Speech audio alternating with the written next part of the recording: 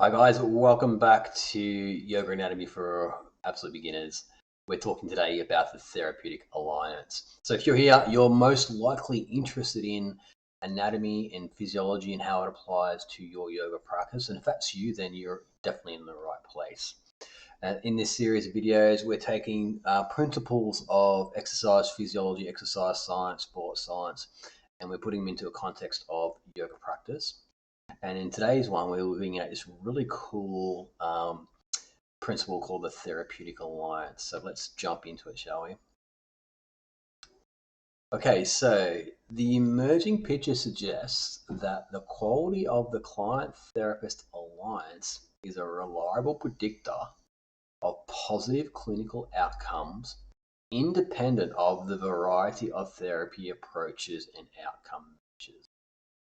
So essentially what this is saying is that it doesn't really matter what kind of therapy you're doing, what kind of modality you're using. Okay. It's the connection of the client and the therapist, which is just as important as the actual thing that you are doing. All right. So this kind of comes down to if the person likes you and trusts you as a therapist, you're going to most likely get better results. If the person, the client you're working with, likes you and trusts you, you're going to get better results. Because think about it, it makes sense, right? Because we're working with someone's health, very important. To get a health change, a behavioral change, people are going to need to trust what you say. They'll need to think that whatever you tell them to do, whatever you recommend to do, whatever advice you give them is going to be the right thing. And it's going to take effort, it's going to take time, it's going to take energy, it's going to take money. So all these things are going to have to be put into place. And if they simply don't like you or they don't trust you, they won't do the thing. So it's more about if you can get someone, it's not like get, but if you can create that kind of connection with somebody, the chances you actually making a better change increases a lot. So you could do physiotherapy, you could do chiropractic, you could do acupuncture, you could do massage therapy, you could do Pilates, you could do yoga, you could do functional strength training, you could do gymnastic strength training, you could just stretch, you could swim. All these modalities, you could do all those modalities for lower back pain, for example, and they're all effective. That all works. Okay. It's going to depend on the person and their relationship between whoever's helping them do that thing. And of course, the therapist has to have the skill. Like that's basically a given. You can't not have the clinical skills, the expertise, the knowledge, the experience, and then develop a therapeutic like relationship with someone. You have to be able to do what you're telling people you're doing. Like otherwise, you're misleading people, you're misrepresenting people, you're lying to people, you're wasting their time because you work with the health. It's not cool, man. It's just not cool. Like you've got to be able to do the thing. So half of the job of a clinician or a therapist is just doing all the training so they can be competent to do the thing, deliver the modality, to be a good physio, good chiropractic, good acupuncturist, whatever it is. That's only half the battle. The next half of the battle is then developing all the behavioral change skills to help people create these changes in their life. Okay, so that's kind of the piece which is often very much overlooked, but there's so much evidence out there that basically saying this therapeutic alliance is what's more important, as important. The quality of the alliance is more predictive of the positive outcome than the type of intervention. So just as I was saying, right, it doesn't matter if you're doing yoga, it doesn't matter if you're doing Pilates, it doesn't matter if you're doing core training. Yoga, Pilates, and core training as basically the same thing. They just have different ways of describing it. Okay. So a bridge in Pilates and a bridge in yoga and a bridge in core training is exactly the same. There are different variations, different ways of doing it, but essentially when you break them down, you're doing exactly the same movement, exactly the same exercise. So what's the difference? If just the physical movement's the same, there has to be something else that's different.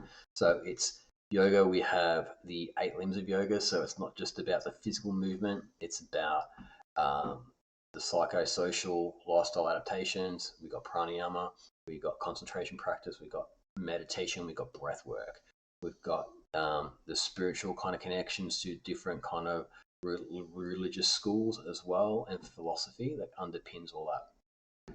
Pilates is all about integration, it's about balance, it's connection, stability, mobility, coordination. It's integrated.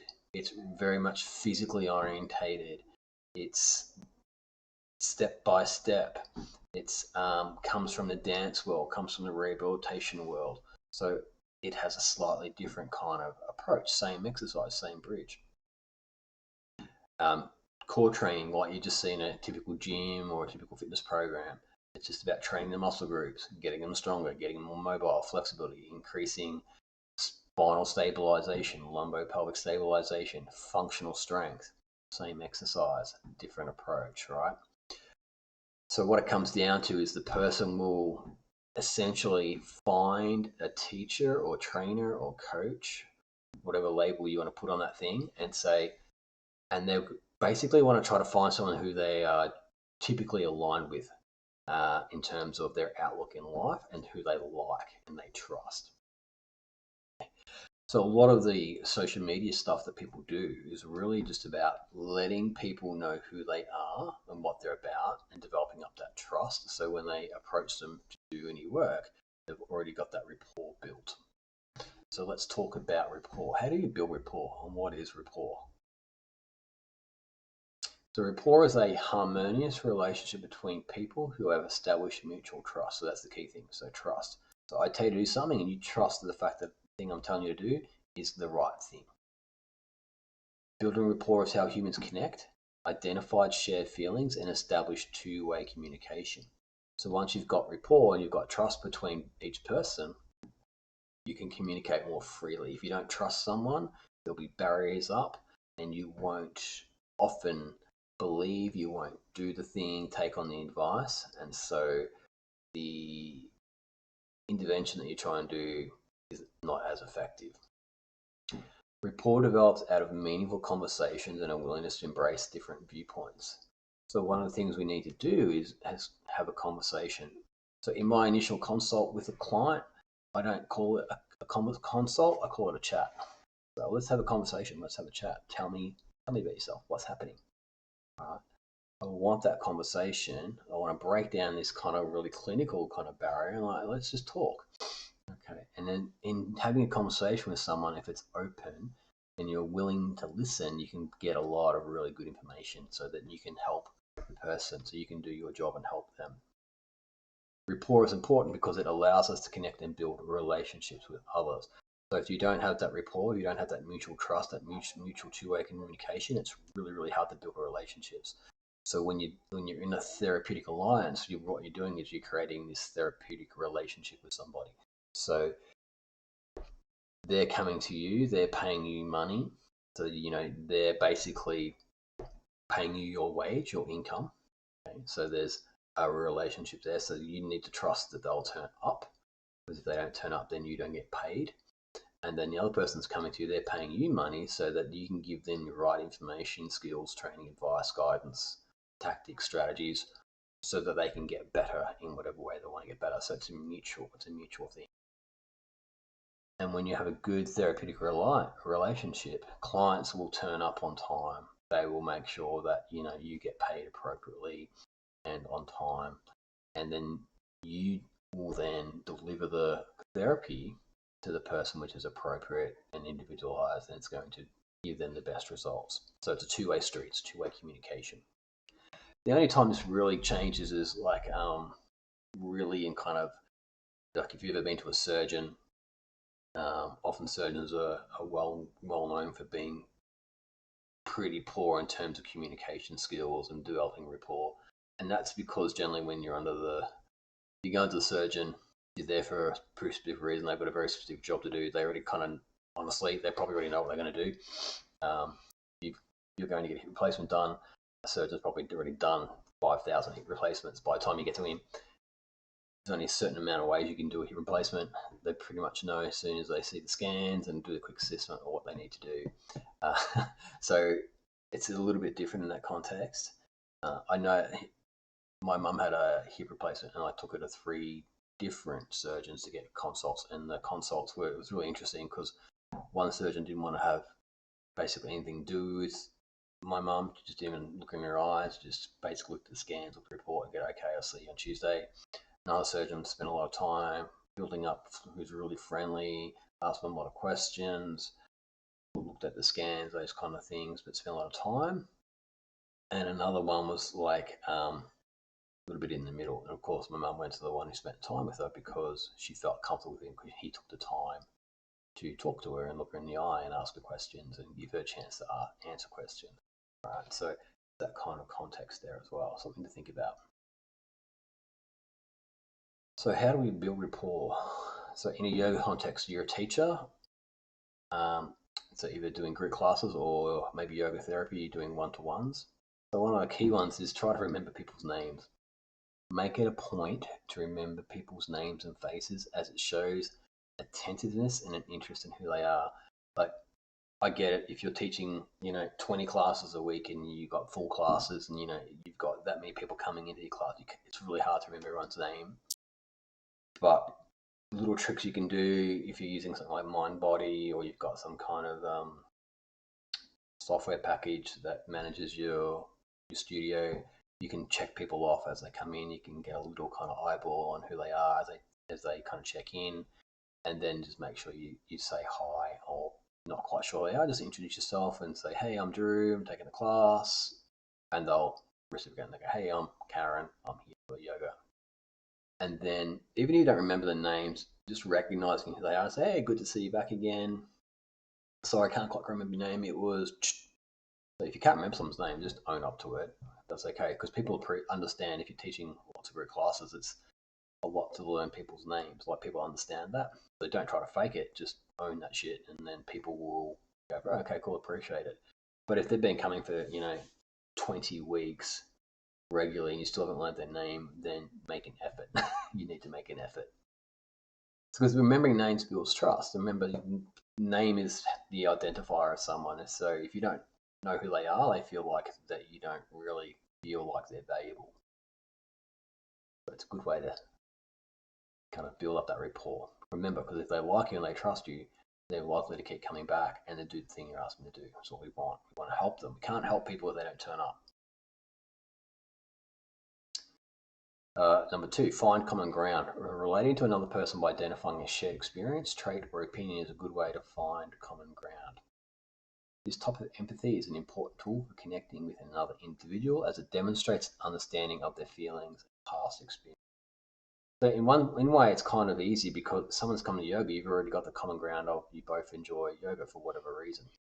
So you can start there. All right. What you don't want to do is go down too deep into the personal rabbit hole straight away. Keep it very general, unless you're doing more of a yoga therapy thing where you need to go very specific into questions about the health history. But you don't want to go down into the big 3, so politics, religion, and the other one, which is just having a mind blank, I can't think. But yeah, politics, religion, and death and taxes. Avoid talking about those 3 initially, unless you know someone really well already. But find something common talk about, traffic coming into the studio, the weather, whatever, the nice painting on the wall. Okay, something about yoga that's interesting to you. Doesn't matter, just find something to talk about. A lot of our job is communicating and talking to people, and just simply saying hello and smiling and making eye contact with someone is all you need to do sometimes.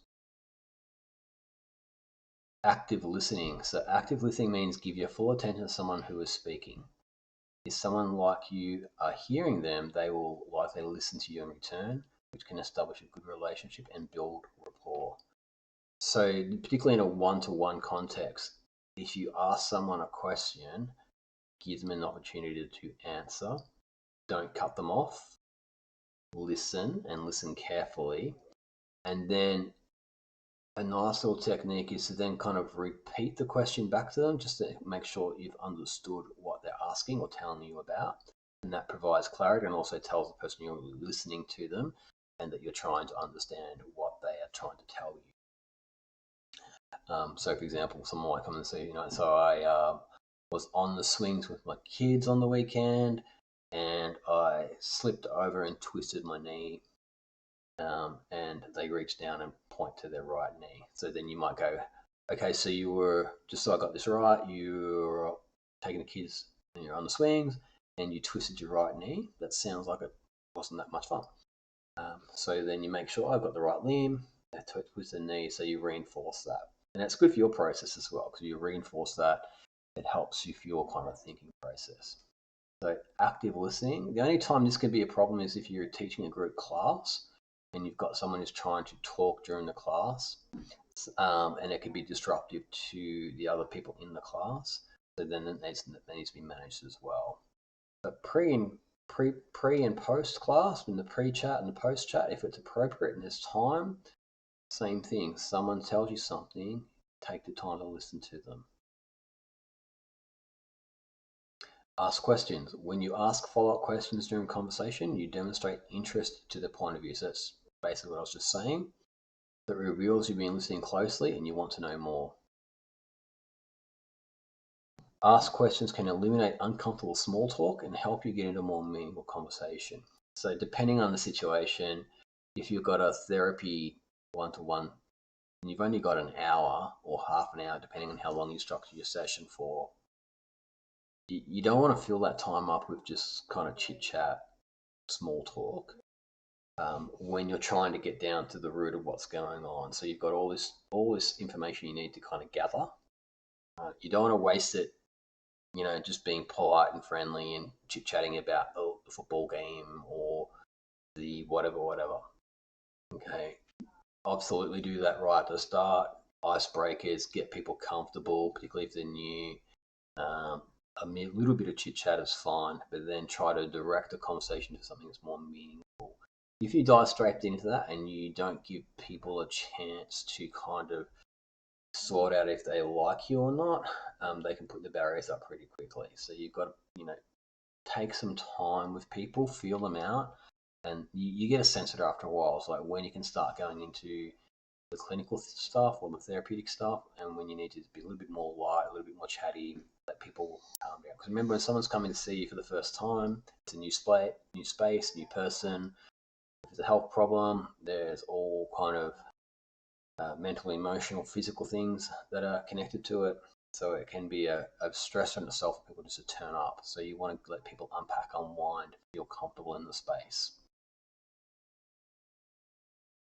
Mind your body language. When you ask follow-up questions during conversation, you demonstrate interest in the speaker's point of view, which we said.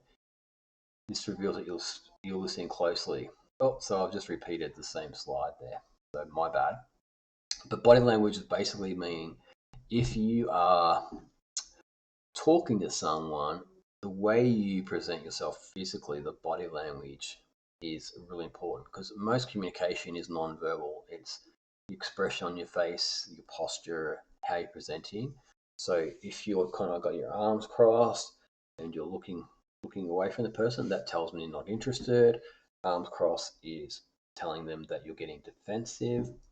Okay, if you start yawning or looking at the clock or your watch, telling you you're not interested. So ideally what you want to do here is what's called body mirroring. So you try to adopt a similar posture to the person. So if they sit down, you sit down. If they cross their legs, you cross their legs. Those kind of things. Not like in a robotic way, but just trying to kind of like match their physical presence so that you're even. So it's good to have kind of like a setup in your space where people can have an option to stand, to sit in a chair, or even sit on the floor, and people will generally find that option. And then you match that for them. If they're not quite sure, you say, have a seat here, then you sit across to them or slightly to the side of them so that you can make eye contact and that you can have that two-way communication. So that's really important.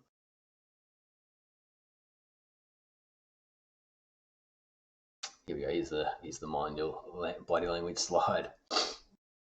So yeah, when someone's speaking to you, face them. I mean, saying it's pretty simple, but very, very important. Make eye contact, mirror their expressions. And beware of those disinterested kind of body language signals. We've all seen it before where someone's not paying attention, they're just going through the motions. And that's basically telling the person you're not interested. And if they're there for a health reason, that's not going to be a good way to build up rapport.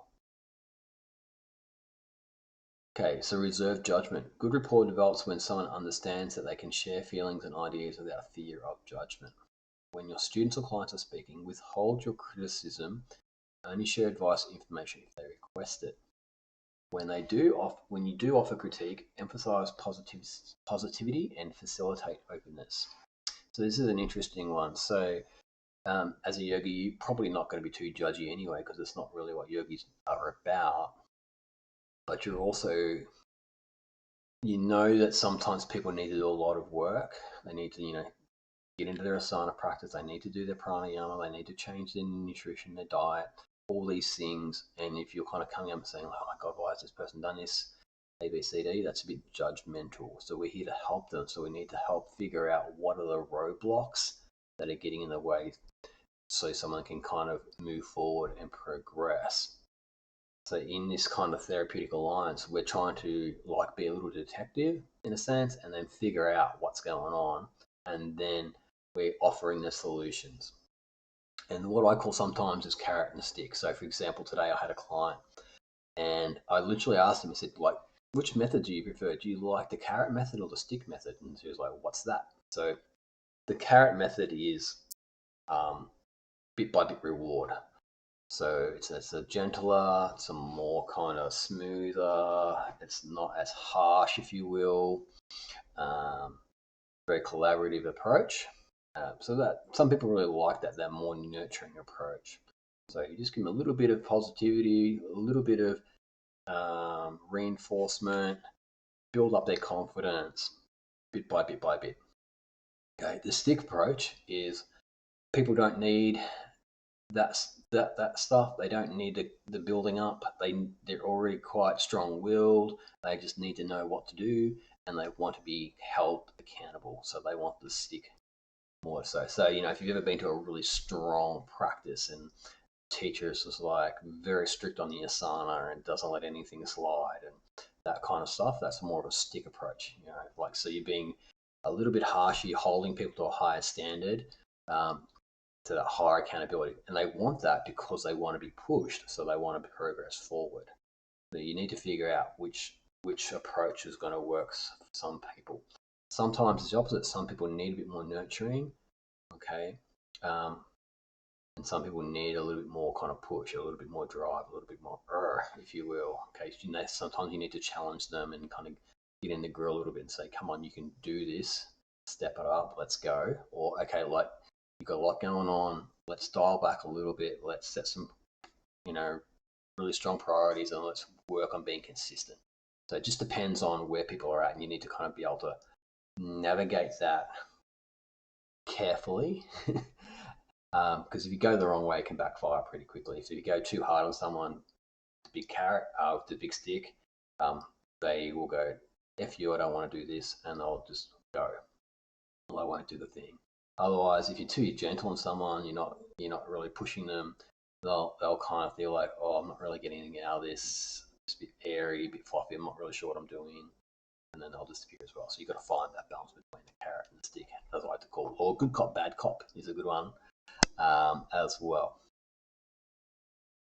You're not helping people if you're just being nice to people all the time. Sometimes people need to be called out on their bullshit. Okay.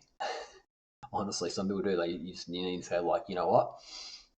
You're doing this. This is creating this problem. If you don't change this thing, I'm just letting you know. Okay, the problem's going to persist.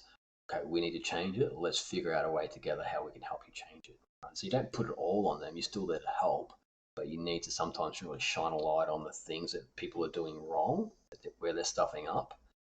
Right? If you've got a diabetic and they keep eating sugary-based food all the time, you can't help them. Right? Can't help them. So they need to change in diet, and sometimes they just need that real wake-up call saying, you know what, this isn't going to end well if you keep doing this. Sometimes they need the more nurturing. So like, I really understand that this sugar is making you feel good, and it's kind of probably the one little bit of control you have in your day because your day is crazy. I get it. Let's see what we can do about changing the food that you're eating to something that's not quite as sugary, and we're going to off ramp you a little bit. How's that sound? Okay, so a couple ways you can build rapport to build up your therapeutic alliance, which is super important. This whole piece about developing trust with someone is critical. Whether you're teaching in group class or a one-to-one, if people don't like you and they don't trust you, they won't come back and they won't do the thing you want to do. Unless you're like the absolute kingpin expert in the area, in the field. Like some people can get away with that because they're just so knowledgeable and they have so much expertise that I do know a few clinicians who are like that, who are really, really good clinicians, and but they're just very, very poor on people skills. So sometimes you can get away with it, but you've got to be the absolute expert in that field if you're going to go down that route. Generally, in my experience, if you can build up that rapport where people will like you, then they'll trust you, then they'll start doing the things you ask them to do. And if you've done the training and you've really worked hard, you've built up your own personal experience, your own clinical experience, then you'll get results and people will come back.